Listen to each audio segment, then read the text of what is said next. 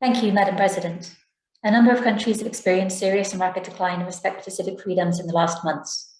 We call on the councils to do everything in their power to immediately end the ongoing civic-based crackdowns, which are a foreshadowing of worse violations to come.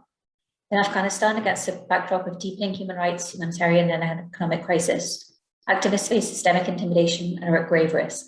The Taliban are carrying out house-to-house searches for activists and journalists and have responded with excessive force, gunfire and beatings to disperse peaceful protests, leading to deaths and injuries of peaceful protesters.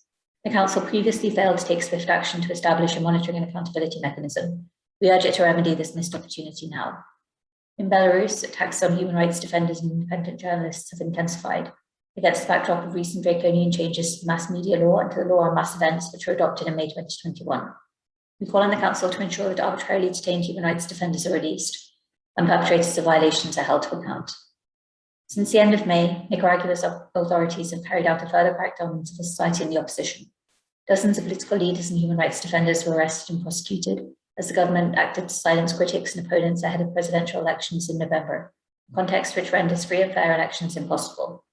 It's essential that the Council escalates its international scrutiny of Nicaragua to further accountability and justice for crimes under international law. We thank you.